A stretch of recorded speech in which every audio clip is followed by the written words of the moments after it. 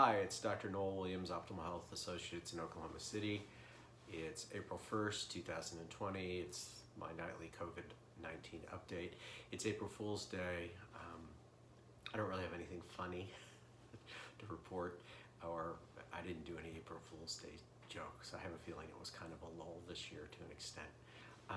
So updates on where we are.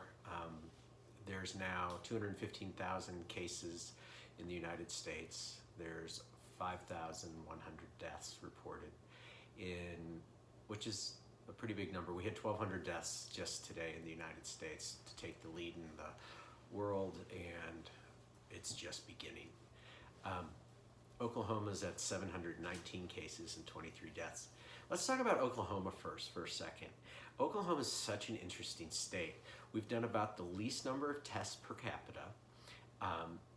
And so our numbers at 719 are rather impressive because the only people who can basically get tests besides celebrities, our legislators, and athletes are people who are really sick.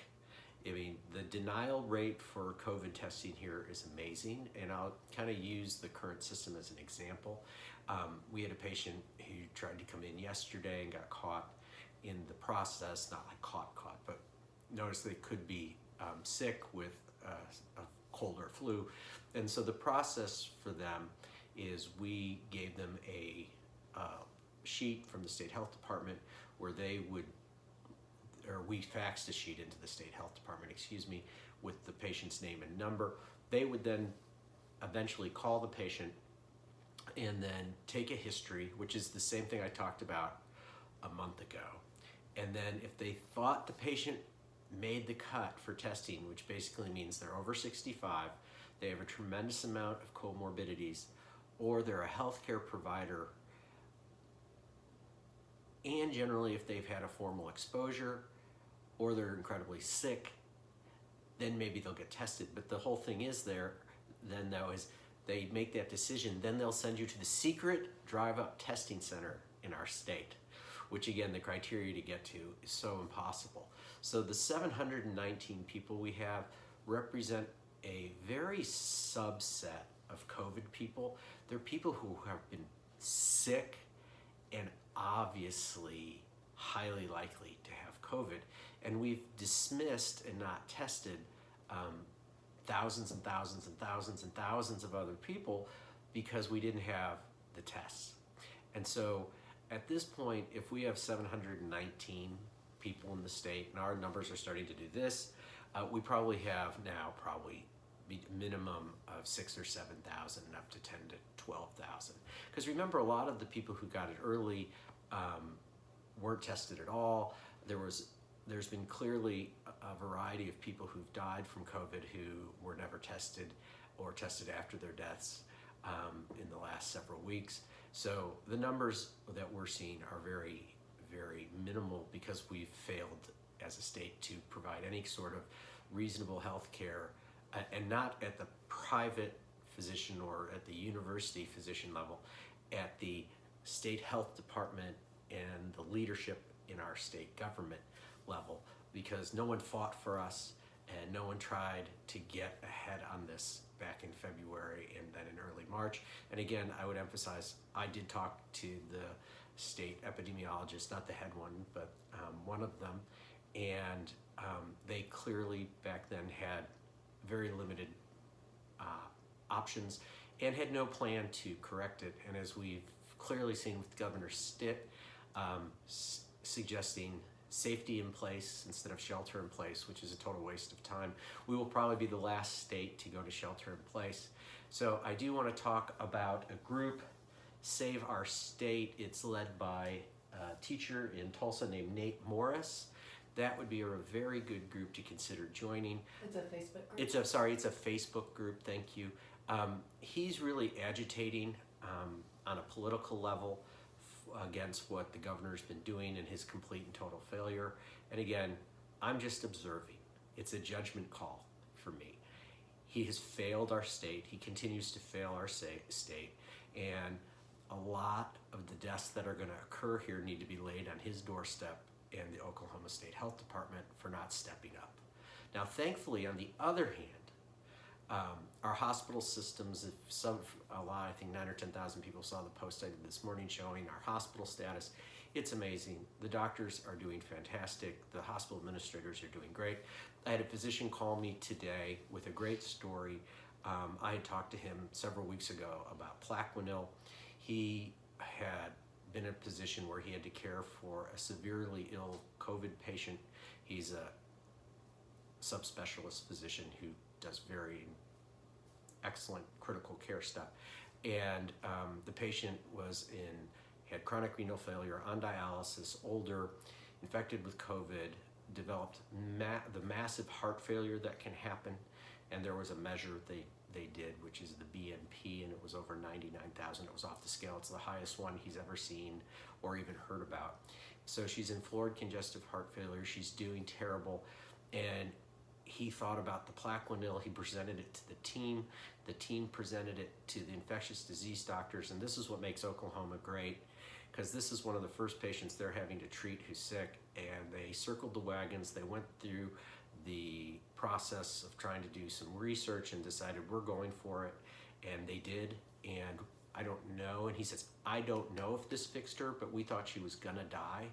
And once she got on the Plaquenil, she then turned the corner very quickly within just a day or two and has recovered and is going to go home. And he called me today so excited with that story that we don't know for sure if it was the Plaquenil, but virtually everyone who gets to this point in her situation dies with COVID. And so to have her come back is very reassuring. It just illustrates that all the doctors that are taking care of these people are going to do every single thing that's scientifically available. There's more data coming out with some AIDS meds that can be helpful. There's more data coming out with trying to affect the interleukin cascade. So interleukins are these pro-inflammatory mediators, and there are two of them that are upregulated with COVID, which causes the severe inflammation and illness. It's interleukin beta and interleukin 6. And again, if you were boring like I am, and you went to PubMed and you put in melatonin, you would see very clearly that there's lots and lots of data on melatonin inhibiting those. And it gets back to the earlier paper I read, which was a theory paper about melatonin being the key component in younger people because of elevated human growth hormones that helps protect them from getting serious illness. So that's kind of the Oklahoma update. I think, again, we need to shelter in place. People really need to stay home. At some point, I think our governor's going to get there, but it's going to be kicking and screaming. And just remember, if you have someone come and cut your hair at your house, if they're doing that at a whole bunch of people's houses, that doesn't help you. I mean, so just remember, yes, all of our hair is going to have to be adjusted to by a family member. So, which is pretty frightening in my case, because I need all the help I can get. But so just, be wise. Someone responded to my last night's video very, very nicely and kindly that they didn't agree with my criticisms of Dr. Anthony Fauci. Well, I want to put those in perspective. I'm going to start with, again, what I said last night. I followed this from, somewhere around January 10th or so. And I became incredibly concerned by the lack of any obvious participation or interest in the CDC or the division of the NIH, which is allergy and infectious disease that Dr. Fauci heads. His whole job with a multi-billion-dollar budget is to make sure this doesn't happen, okay? And that's what eventually got me going on posting. And the signature moment that was confirmatory to me that we were screwed, potentially, was when I posted on February 9th, that morning on February 10th, Dr. Fauci was on multiple news programs. Google it, you can watch him. And he belittles the idea it can be a pandemic. He totally went against what Robert Redfield said, who's head of the CDC. Little did we know the mess up that they had done yet with the testing. And he completely spent the next week saying anyone who thought this was important are going to be in a pandemic. This was no worse than the flu, and all the baloney that as a scientist he should have known better than, but he had an agenda. And then the second point that really confirmed it, and I want you all to understand this, is when the Diamond Princess was going through the repatriation process of those people, and the federal government found out there was 10 or 12 of them that were positive, and they made them sit on those buses outside of the airplanes for a few hours. There was a conference, and it included Dr. Fauci, a lot of members of the State Department, and the number 2 of the CDC. That woman, who I won't mention her name, vehemently stated we could not put infected patients on a plane with uninfected patients. There would be no possible way to keep them safe. Plus, we were not supposed to bring back the instructions from the president were not to do that. The State Department disagreed.